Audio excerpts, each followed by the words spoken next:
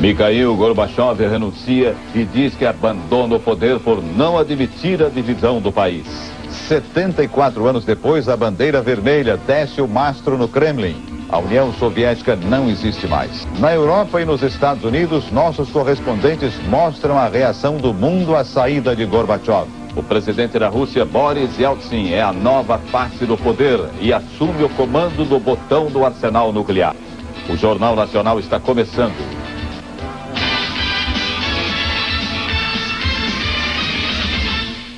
O mundo inteiro assiste a um dos momentos mais importantes da história, a renúncia de Mikhail Gorbachev. É o fim definitivo da União Soviética. Vamos falar ao vivo de Moscou com o repórter Pedro Bial.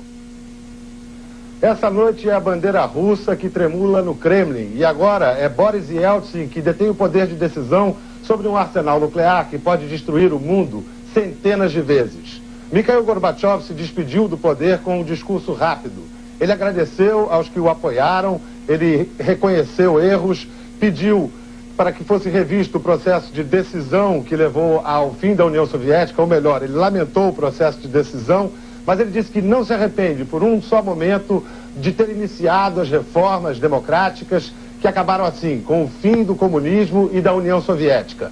A segunda Revolução Russa chega hoje ao seu apogeu.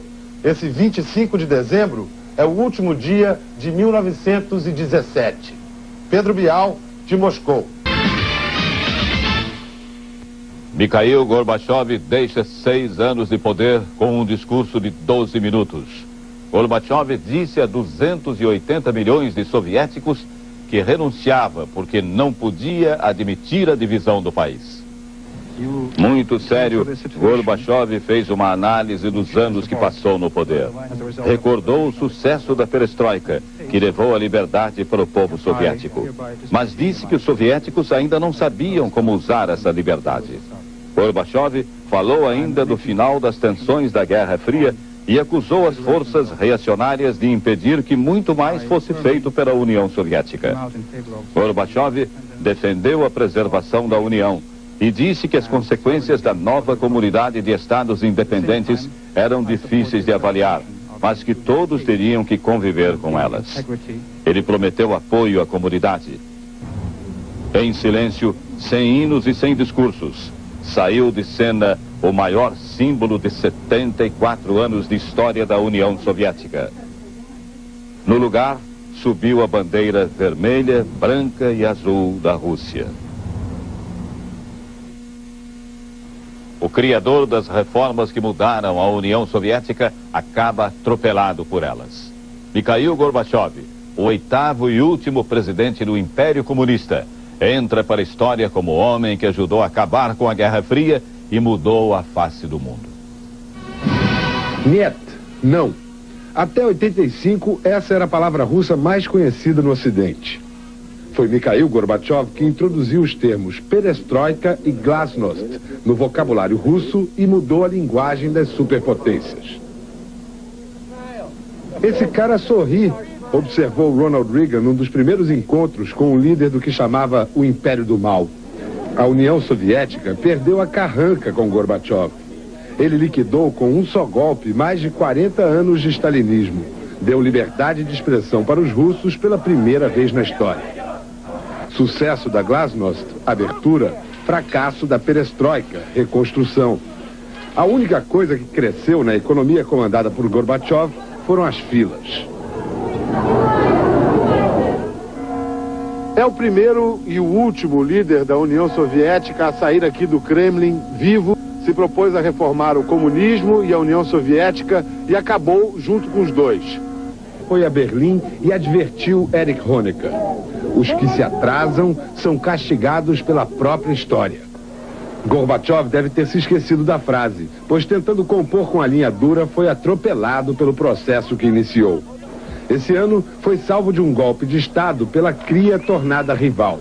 O mesmo Boris Yeltsin, que resgatou Gorbachev em agosto, acabou com ele em dezembro. Gorbachev, que mudou o mundo, não se transformou a tempo de sobreviver politicamente. Sai do Kremlin para entrar na história. Boris Yeltsin tem pressa. já comunicou à ONU que vai mandar um embaixador para ocupar o lugar que era da União Soviética no Conselho de Segurança. O prédio da missão soviética na ONU, em Nova York, parece funcionar de acordo com os novos tempos. Mas nem tudo. A guarita e o carro da polícia ainda guardam o número 136 da Rua 67. 5 câmeras ainda espionam os visitantes e os transeuntes, só que as câmeras, como quase tudo em Nova York, são japonesas. Do outro lado da rua, a placa da sinagoga continua lembrando a perseguição aos judeus da União Soviética. E no portão ainda está lá, colada, a placa da União Soviética. Mas hoje há hospitalidade. O conselheiro da missão, o diplomata Alexander Denisov, vem me receber e mostra imediatamente no hall de entrada as novas bandeiras. A da Rússia, a da Ucrânia e a da Bielorrússia. Pergunto pela bandeira vermelha com foice e martelo e ele diz que está guardada para ser entregue a um museu. Peço para ver, ele desconversa. O pessoal aqui da missão passou o dia de plantão para assistir ao último discurso do presidente Mikhail Gorbachev. E muita gente chorou quando viu a imagem da bandeira vermelha deixando o mastro que fica no alto do Kremlin. Como Gorbachev, muita gente aqui acha que essa comunidade de estados independentes vai ter o mesmo destino da União das Repúblicas Socialistas Soviéticas. Ou seja, não vai dar certo. A China responsabiliza Gorbachev pelo fim da União Soviética, enquanto a Inglaterra reconhece que o ex-presidente fez bom trabalho. Foi no interior da Inglaterra que o primeiro-ministro britânico passou a festa de Natal. John Major comentou a saída do ex-presidente soviético. Gorbachev mudou o curso da história e prestou uma ajuda notável na construção de um mundo mais seguro. A ex-primeira-ministra Margaret Thatcher declarou: agora poderemos até trabalhar juntos. Margaret Thatcher foi a primeira a reconhecer que o mundo ocidental poderia fazer negócios com Gorbachev. A rainha da Grã-Bretanha, que reina mas não governa, na mensagem de Natal, falou sobre o fim da União Soviética, o fim da autocracia, conforme definição da rainha. Apesar de todos os elogios a Gorbachev, a China lançou hoje um dos mais fortes ataques contra o ex-presidente. A China responsabilizou Gorbachev pelo colapso da União Soviética. Glasnost, perestroika, no vocabulário dos líderes chineses que ainda acreditam no comunismo, são palavras que significam o caos econômico e político. A China declarou que vai estabelecer relações diplomáticas com as novas repúblicas que substituem a antiga União Soviética, mas não definiu a data. Como os soviéticos reagiram à renúncia de Gorbachev e o que significa o poder nas mãos de Boris Yeltsin. Voltamos a Moscou ao vivo com o repórter Pedro Bial. Aqui em Moscou, se alguém chorou, chorou escondido. Se alguém comemorou, foi em silêncio. A renúncia de Gorbachev foi recebida com indiferença nas ruas dessa cidade. Uma cidade feita de desesperança. Mikhail Gorbachev disse numa entrevista hoje que só espera o reconhecimento do povo russo no futuro, pois sabe que todos estão muito ocupados agora em tentar sobreviver. Esse é um país nervoso, próximo a uma convulsão social, segundo muitos observadores. Dia 2 de janeiro vão ser liberados os preços aqui na ex-União Soviética. Ninguém sabe o que pode acontecer. Algumas humilhações que Boris Yeltsin submeteu Gorbachev e outras manobras pouco democráticas sujaram a imagem de Yeltsin. E muitos o olham com desconfiança, como se ele fosse um candidato a czar. Yeltsin, através de telefonemas, vem tentando conquistar a confiança de um aliado-chave amigo de Gorbachev, o presidente americano George Bush. Os Estados Unidos, que agora perderam a referência da oposição soviética, veem com atenção e temor o futuro da comunidade de estados independentes.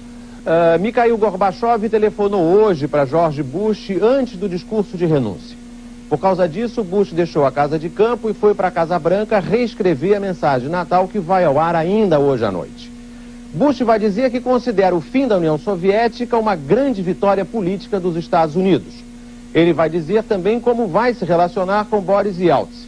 Agora, o que ele não vai dizer, mas todo mundo aqui sabe o que ele pensa, é que ele não confia em Yeltsin, ele acha que essa comunidade de estados independentes vai durar pouco E ele não tem a mínima certeza de que Yeltsin vai controlar mesmo o arsenal nuclear que pertencia à União Soviética. George Bush já está com muitas saudades de Mikhail Gorbachev.